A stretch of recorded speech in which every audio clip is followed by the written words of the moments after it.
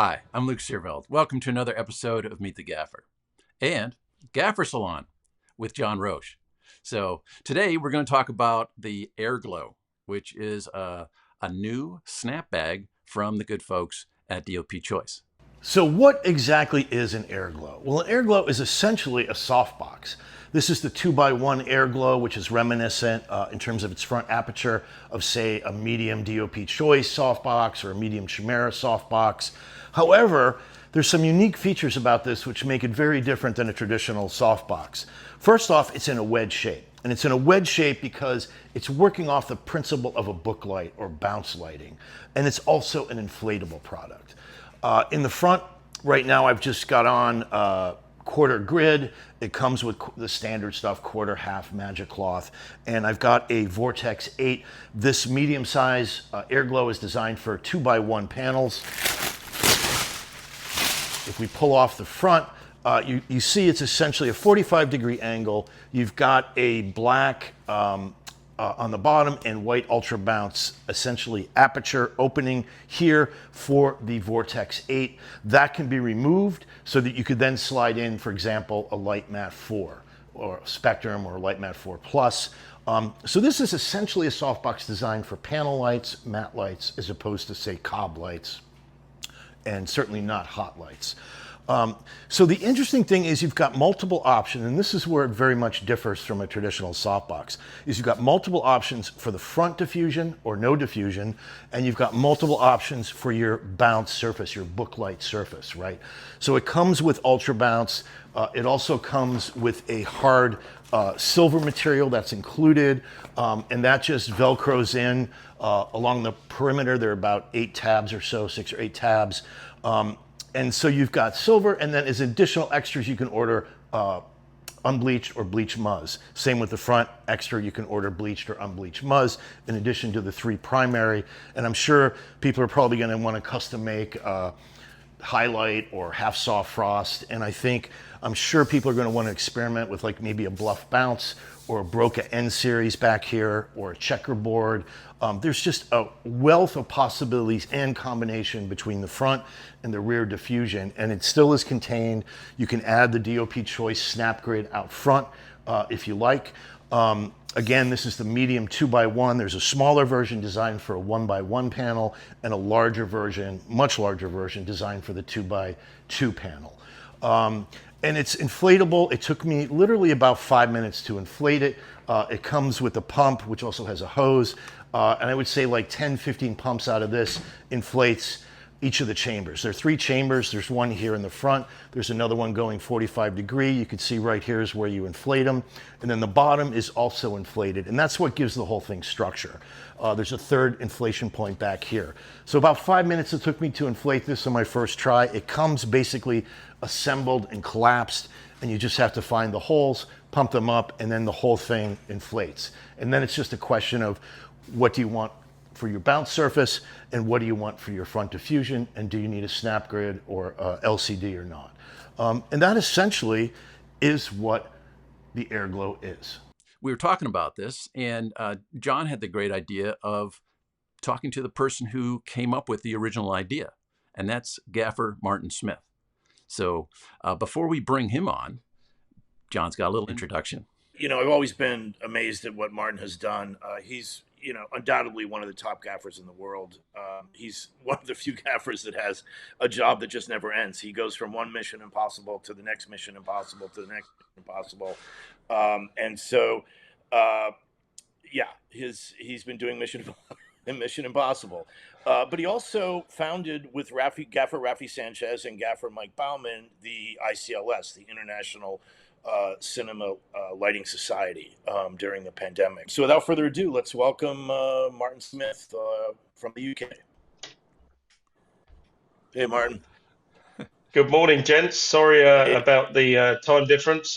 It's evening here, so... Luke and I had a chance to see the Air Glow at Cinegear in LA, and we got pretty excited about it. And then we were both very curious.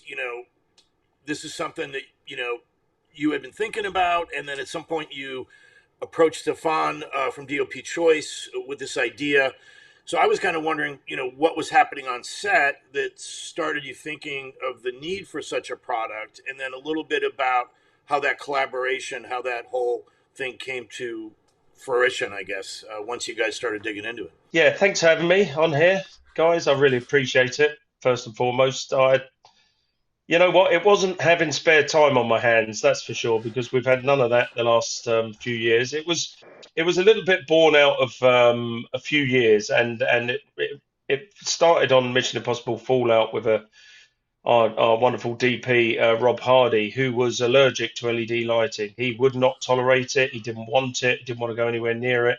His particular choice would be a tungsten light fixture, or an HMI if he was squeezed into it. And for practicals, it would be fluorescent lighting, but no LED. No, that was the game that we had to play, and there was going to be no LED permitted on set. And even to the extent that when I did try and sneak a little bit of LED on set, for one of the sets that we'd had little time to rig, he spotted it. And I started to think, well, there's something in this. I'm the gaffer, he's the DP. There's a reason for this, and I do believe the color spectrum from a tungsten light source is a solid spectrum of light, as opposed to the LED, early LED at least. And it was for my job to convince him that LED was going to be okay, of which I failed miserably, to be quite honest with you. So we had those battles of trying to sneak in a bit of LED to speed things up, and indeed we'd end up having 20, sometimes 40 Wendy lights, and we'd have to power those and move those and rig those, and it was time consuming, labor intensive, and very eco unfriendly. And I started to think back then, around 6 or 7 years ago, of why he didn't like LED, and the reasons really were the way it reflected off skin tones, and the way it reacted, and the not having the deep red tones in the color spectrum, and it made a lot of sense, and we discussed it a lot on set, but I wasn't never going to win that battle. And then cut to Mission Impossible, so that was 6, and now we're on to 7 with cinematographer Fraser Taggart, who's a dear friend of mine. I've done a lot of movies with Fraser, and we've evolved together over the LED kind of period of how that's entered into the world of lighting. But even Fraser is an older minded. He's younger, but he's still got the older mentality of, tungsten fixtures, and why we want to use them, and how we can dim those, and they're almost organic. As they dim, they warm, and the kind of beautiful, almost alive light that you get from a tungsten fixture versus LED, very electronic, very noisy, very specular, and very many pixels, all trying to create something that one little heated element could do. And he was of the opinion that LED was okay for certain aspects of our movie, but around camera and some of the more beauty shots, and some of the closer work that we were going to do, we wanted to find the better LED fixtures, and LED fixtures that had a lens, a Fresnel, and things that we could almost take the modern take on an LED and put it back in an older fixture. And we were losing that battle a bit 4 or 5 years ago when we actually started. And that's when I started thinking about all these different LED panels and how they work and why people don't like them. And I started to also agree, by the way, that, the more LEDs became developed, the more LED lighting emitters, LEDs, lighting emitters, were in these fixtures, and the more colors that we had, and how they were reacting before they hit the surface, and why some of the older cinematographers, and quite rightly some of the new cinematographers, weren't really keen. And the newer fixtures had a much better diffusions and much better color spectrums, but we were still losing that battle a little bit. So I started to take a little nostalgic trip down memory lane, and I started thinking about how we used to work and some of the tools we had in our toolbox. And I started to just tickle the idea of maybe it was because we weren't bouncing these LEDs enough. But the snap bags and things were doing a wonderful job, but it was just missing a layer as far as I was concerned. And I stumbled across some old pictures of a a wedge light or a book light, as we call them in the UK. And I started to think, well, surely, there must have been people bouncing LEDs and making a wedge at that time. But I started to think, why can't we have that all-encompassing wedge that just puts on top, like the snapbags, but we just pop it on top of the LED fixture, and it doesn't have to then restrict us to one LED fixture. We can put it on any LED fixture and try and manipulate that light a little bit more. Try and not only soften it, but mix it and then bounce and push it through a diffusion and try and create a nice blossom of mixed LED emitters before it hits the skin tone. And I started to get a bit excited about that and sketching things down. And I started to think that maybe I was onto something. But then I started to think, well, we also need, it's not just soft light and beauty that we do. We want some hard light options, and LEDs just without any diffusion in them, LED panels for me, that's a no-go zone. They're not really, unless you're doing broad scopes and mixing and lighting backgrounds or back-ends or parts of set, you don't really want just an LED light panel with no diffusion hitting an actor or an actress. And it just seemed like maybe the wedge was the answer, because we could bounce it not only into a soft bounce, but into a hard silver or hard gold or a checkerboard or a mirror, and then push it through a diffusion if needed. But we could vary the degrees of what we're bouncing into. It could be a soft bounce. It could be a muslin bounce. It could be a gold bounce for warm tones. But then we can pick whether we even put a diffusion on or not. And I started to think maybe it could look a little bit like some of the snapbags, and then you wouldn't need all the flags, the cutters, the diffusions. I don't want to do any grips in the US out of work, by the way. That's not my game plan. But in the UK, the gaffer and the electrical department do all that. So anything we could do to speed our end up, unfortunately for some of the grips, they may not agree. But in the UK, we have to do all the cutters, the flags, the diffusions. And so I started to sketch down this idea of a simple wedge that would clip on top of the LED panels and would answer some of the problems, not all of them, but some of the problems that we have with regard to the LED panels and the multi-array of all these little LEDs with different colors, and how we're then going to control that into something a little bit more appetizing for some of the beautiful work that we do. So I sketched it down and had some ideas, and I picked some different materials to bounce off, and we've done some tests just using polystyrene. We've done some tests using different bounces, and made our own little kind of box. And then I approached Stefan with a drawing at the BSC show just over a year ago. It was the first time that I'd really plucked up the courage to talk to anyone of any magnitude like DOP Choice with a silly idea of a gaffer. Of course, they must hear many of them. And I sat Stefan down after the BSC show. We were at one of the ICLS events that LCA had put on. And I said to Stefan, I've got an idea that's going to blow your mind. And you have to sign my £1 million contract to take the idea. Otherwise, I'm going to go to your biggest competition. And so we had a few drinks. I'm very persuasive, as a lot of people know. And in the end, I had Stefan almost eaten out the palm of my hand to know the idea. It wasn't the fact that he was ever going to make it. He was probably going to tell me I'm crazy, but I had him, and I sat him down, and I'd wait for the right moment. I said, look, here's the real truth. I've got an idea. Can you help me? And of course, Stefan being Stefan, DOP Choice being DOP Choice, took the idea, and they said, there's something in this. I really believe that you've got a good idea, and it's different. It's something a little bit nostalgic. It's a trip down memory lane, but not only that, it's a multitude of different options within this airglow unit that could be a hard, a soft bounce. You control the diffusions. You can put an egg crate or a snap crate on the front. You can you could stop the light spill. You can rig them on condors. They're water resistant to some extent. They're strong. They're lightweight. And so he took the basic sketch that I'd done on a napkin, and that's not even a lie. And he said, give me a few weeks to think about this. And true to his word, a couple of weeks later, he phoned me. He said, look, we're going to make this as a prototype. And how do you feel about that? And what do you think about the size? And where should we go with the diffusion? And what distance should we have? And we started with a scoop light, believe it or not. It was a scoop light made out of his snap system that snapped open with a big scoop like an old, sight light. I guess, scoop light, cyc light, that kind of design where the light pushed up through a scoop.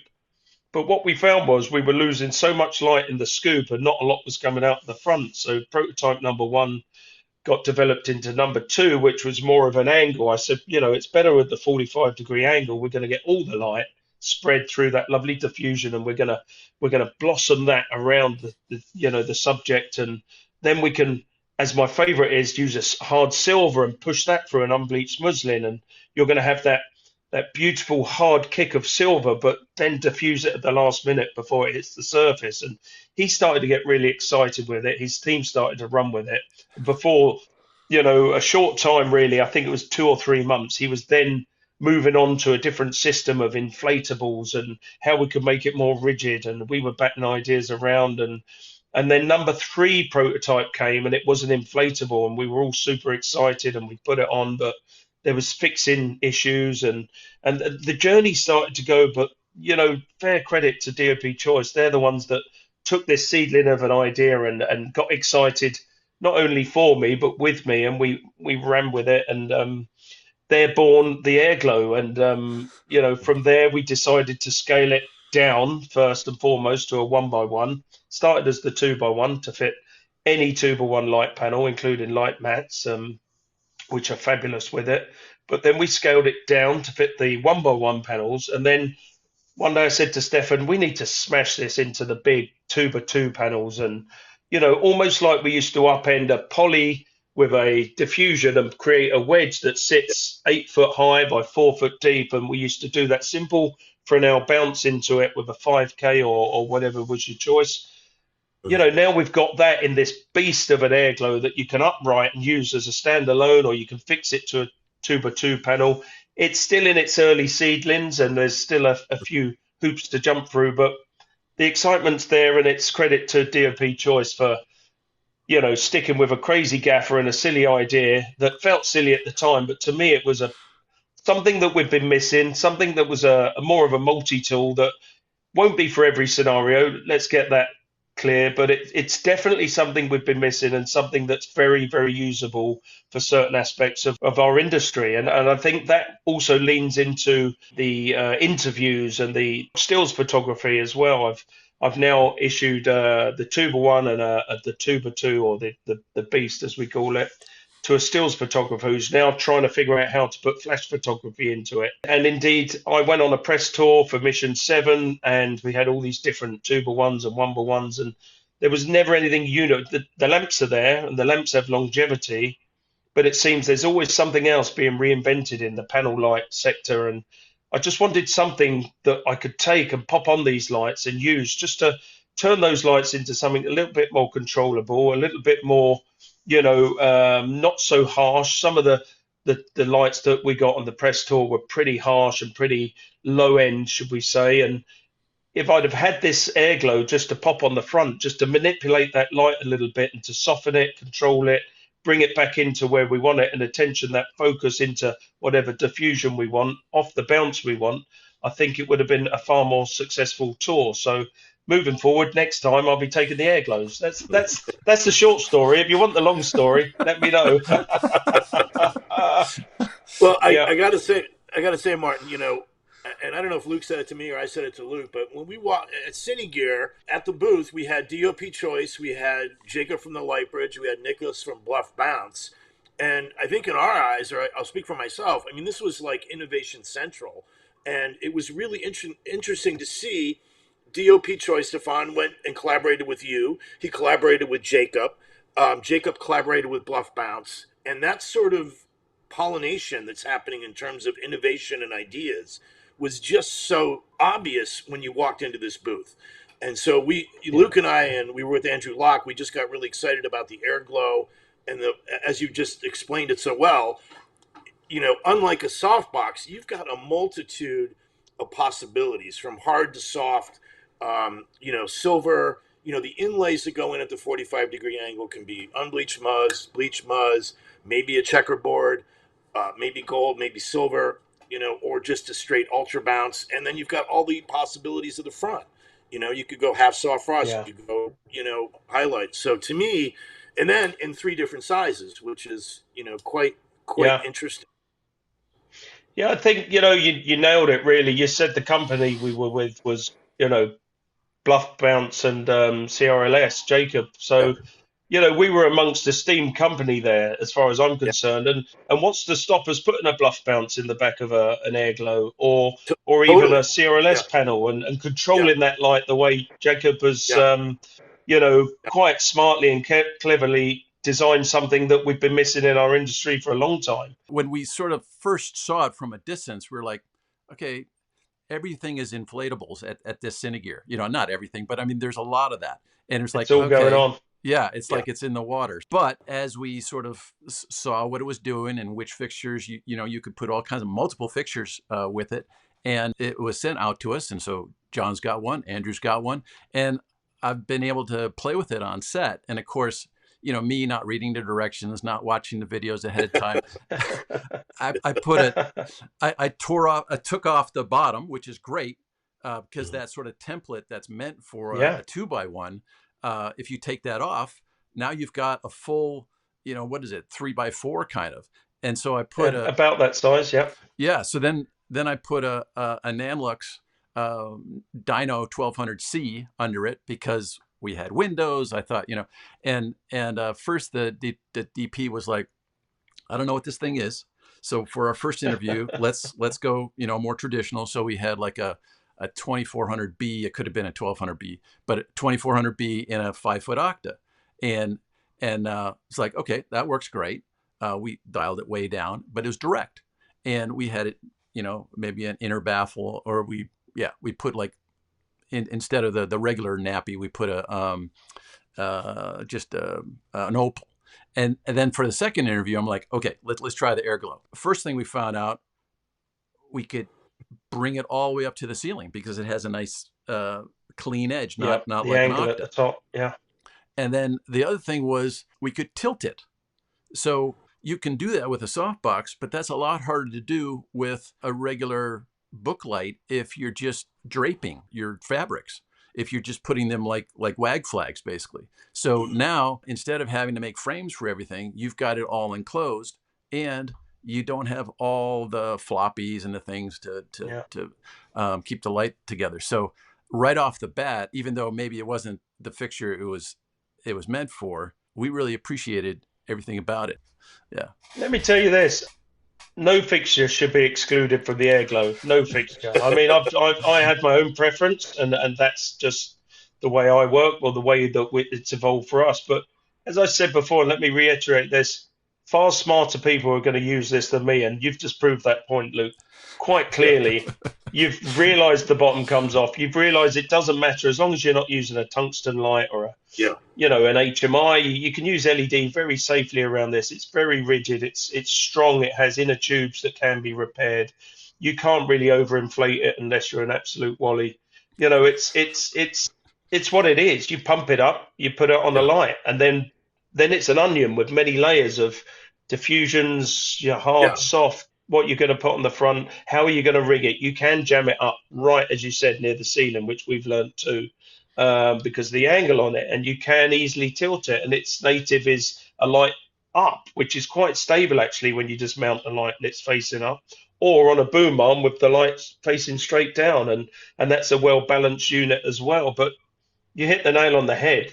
There's far smarter people that are going to take this and find clever ways. Now, one thing that I'm going to claim that I'm going to try before anyone else, just in case they go and do it, as you talked about inflatables, we're filming a very complex underwater sequence at the moment, and I want to put the Airglow. And if you don't break the surface of the water, you get reflective light effects through yeah, the water, and it's not always the desired effect. And you have to break the surface of the water to get a good effect of just a soft push of light. So I'm going to get the Airglow within the next week, and I'm going to mount a light mat on the back off a battery, remote control, and I'm going to let it float around the tank and just see. It's going to probably be the tuba one because I've got a few of those now, and I'm just going to see how well, with a diffusion on and a bounce and a light mat, how well that breaks the surface of the water and where it sits and how it floats. So, that's my offering, but as I yeah, said, there's going to be many ways of using it.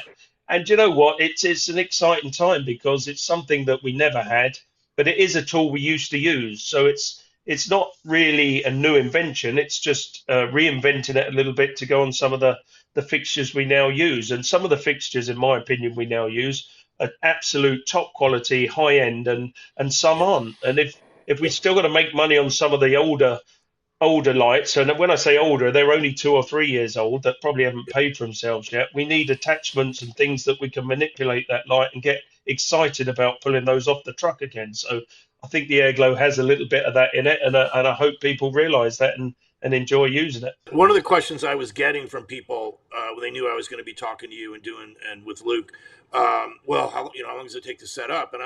And what was interesting was DOP Choice had put out a video, but since they had made the video, they decided to ship the unit with the sides, with the back, with the bottom, basically assembled and deflated and collapsed. So all you have to do is Pump put it. your little pump into 3 holes. It literally took me 3 or 4 minutes to inflate it.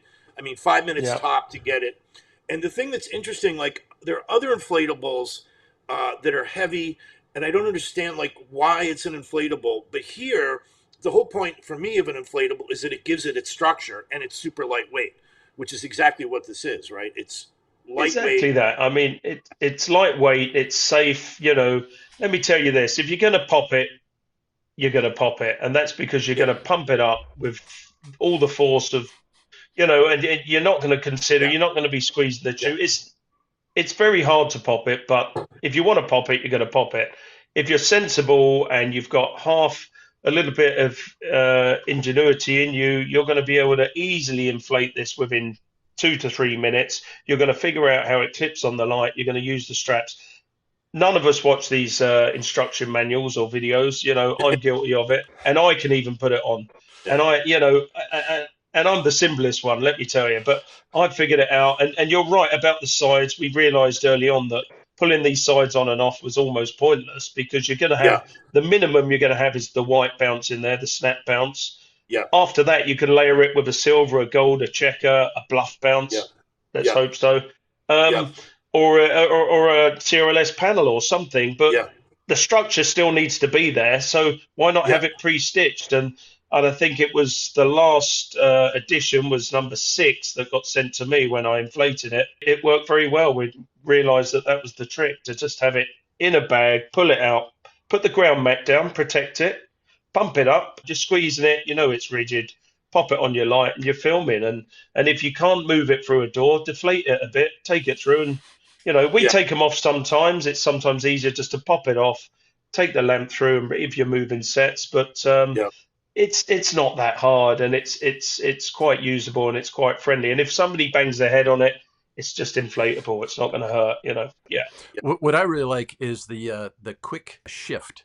Like if you have a standard book light, then if we're like, oh, let's move everything a little to the right, well, then that's all those stands, all those things, Yeah. all those, and then put the cutters back in. It's like, Yeah. but with this, I don't think on this last job the DP even realized how quickly we were able to give him different looks. We were having this thing where, you have a 2-camera interview.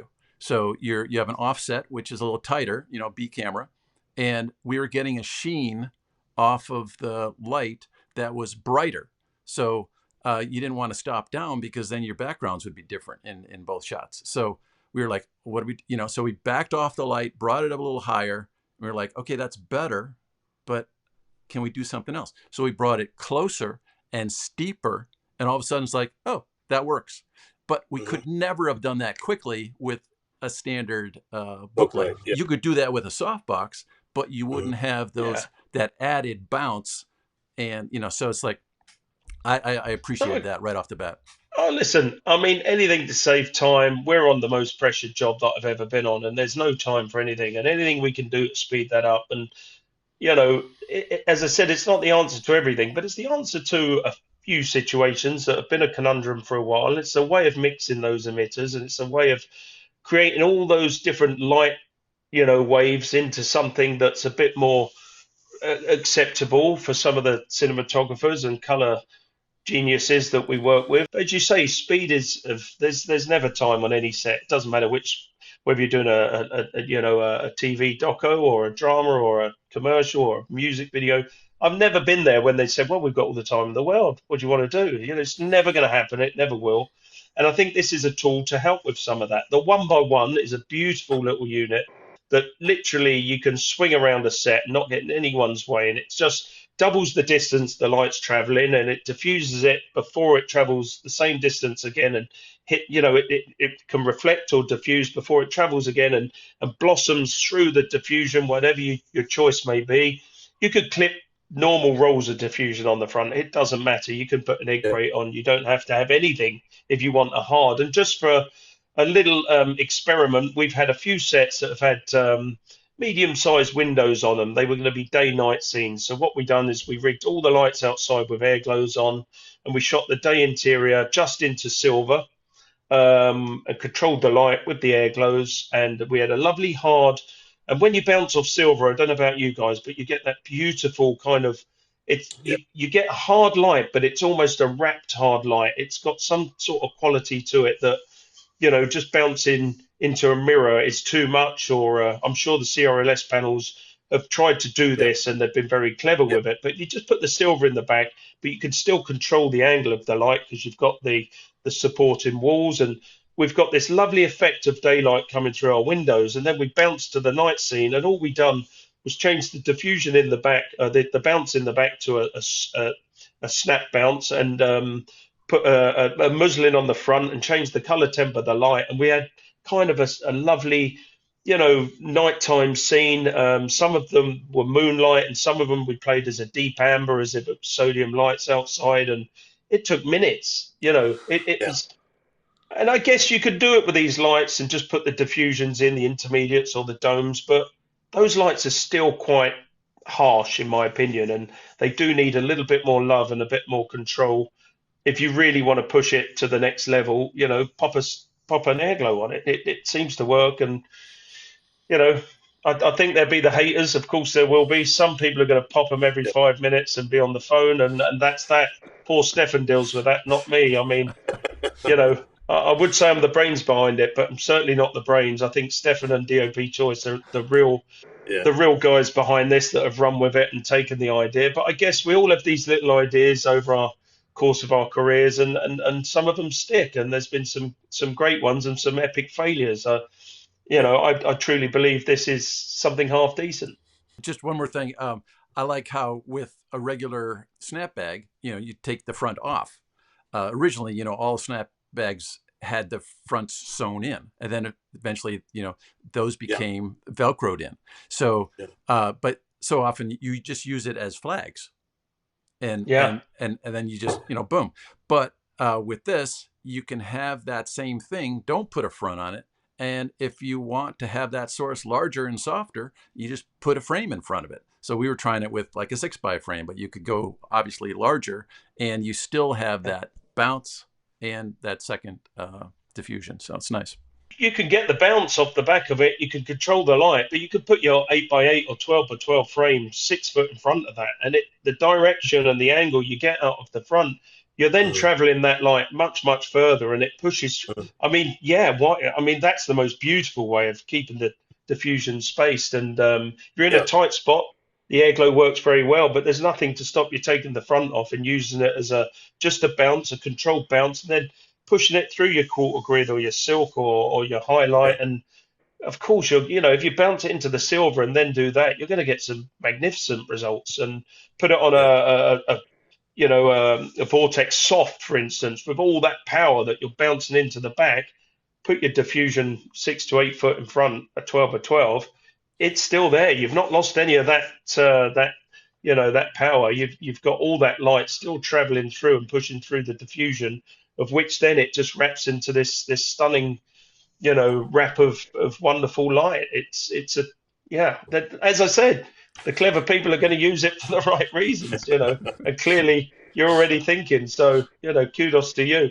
It's going to take me a while to figure all these things out, but maybe my I, head hasn't got enough time to quite tune into everything. But I'm looking forward to smart people telling me how they're using it and what they like, and also what they don't like about it, because there's going to be things that we yeah. kick ourselves and say, look, maybe we should have done this and that. And indeed, I've got some other ideas for Stefan that will be quite spectacular for some of the interview setups. And it's some ideas that I've got, but I don't think Stefan's ready for that yet. I don't think he's got the bandwidth for any more of my ideas.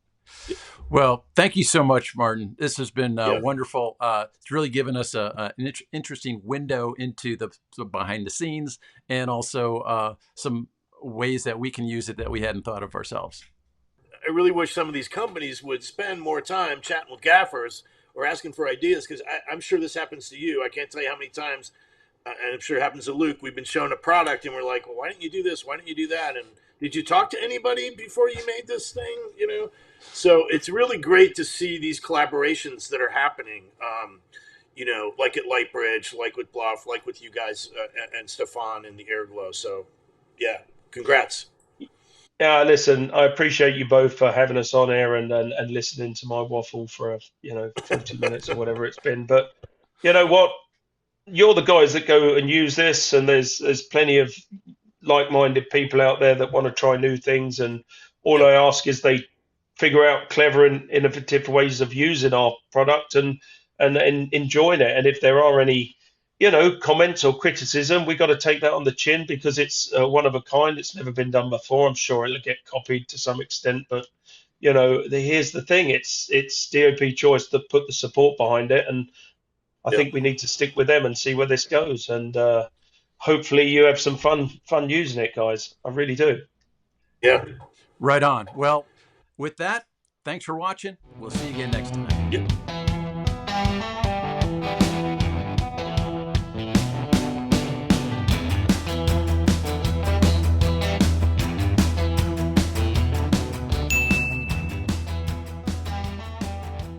And I'm not that, personally, I'm not that, people are saying, well, it could puncture. And I'm like, well, I got a bicycle, once in a blue moon, I'll get a flat tire. So I got to fix it. I'm not concerned. Like, it doesn't seem to be a big deal. And as Stefan was explaining, at least the two of the components are essentially bladders, which can be replaced if need be, but they could also be easily patched.